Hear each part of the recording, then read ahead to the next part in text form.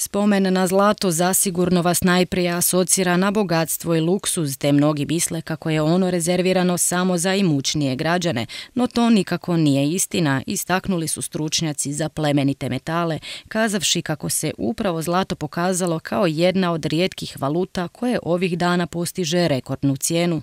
Postoje jako male poluge od 1 grama koje koštaju otprilike 70 eura, dakle svatko se može priuštiti takvo ulaganje.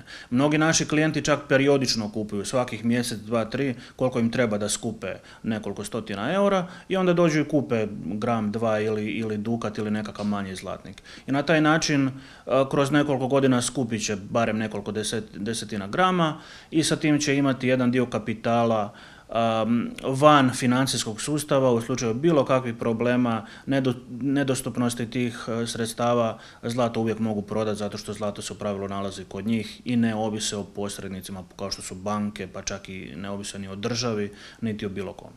Smatra se posljednjim spremištem vrijednosti, nešto što će vrijediti cijelu povijest i u svim društvima, bez obzira na to što se događa s ostalim oblicima vrijednosti, državnim valutama ili kriptovalutama. Bez obzira na to kakvo bilo stanje u svijetu, kakve politike i ideologije zavladale, koje države propale i kriptomjenjačnice nestale, zlato će uvijek biti na cijeni, a doznajemo i koji su aktualni trendovi. Ispred nas se nalazi investicijsko zlato koje je oslobođeno od PDV-a i samim time je isplativa investicija. Imamo poluge od kilograma, to je najveća poluga koju prodajemo, pa sve do najmanjih poluga od 1 grama. Kod nas što se tiče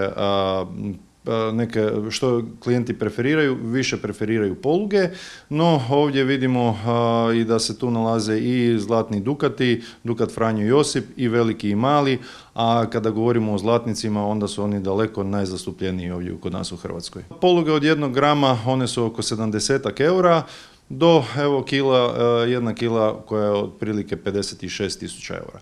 Dukati se kreću od 250 eura za mali dukat do nekih 900 eura za veliki dukat. Iako krivotvorine u svijetu investicijskog zlata postoje, rijetka su pojava zato jer je zlato izrazito teško krivotvoriti. Kao u svakom poslu postoje prevare, postoji lažno zlato, međutim ono je puno manje zastupljeno nego što ljudi misle. Meni je kroz ruke prošlo na 100 milijuna eura vrijednosti zlata, na prste jedne ruke mogu nabrojati komade zlata koji nisu bili pravi. Uz suvremene uređaje koje ćemo pokazati malo kasnije, jako jednostavno otkriti da li je poluga prava ili ne. Nikada, koliko mi je poznato u Hrvatskoj preko bilo koje firme, nije kupljeno lažno zlato. Možda se na nekakvim internet stranicama, aukcijama dogodilo tako nešto, ali koliko mi je poznato, ako je kupljeno preko bilo koje ozbiljnije firme, nikada nije se dogodio niti jedan slučaj da je bilo što bilo sporno. Imamo uređaje koji pomoću elektromagnetskih valova testiraju zlato kako površinski tako i dubinski i imamo takozvane XRF uređaje koji mogu točno odrediti analizu nekog zlatnika ili zlatne poluge. Prva je to univerzalna valuta i prema mnogima jedina prava, ali koja ne donosi nikakve pasivne prinose kao primjerice kamate. Zlato ne generira nikakav prihod, zarada se može ostvariti jedino na razlici u cijeni.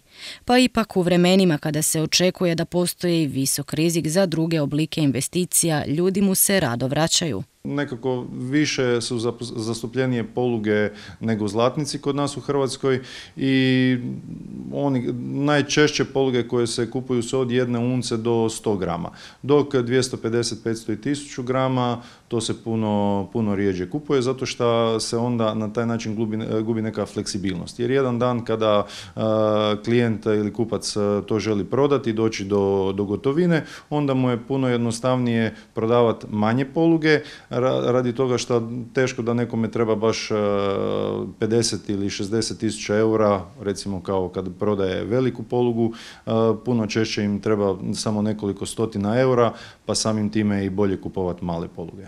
Ljudi vjeruju u zlato, u tome je njegova snaga. U vremenima nesigurnosti zlato opet preuzima ulogu posljednjeg spremišta vrijednosti. Povratak na potpuni zlatni standard je neprovediv, ali vjera ljudi u intrinzičnu i svevremensku vrijednost zlata nije nestala.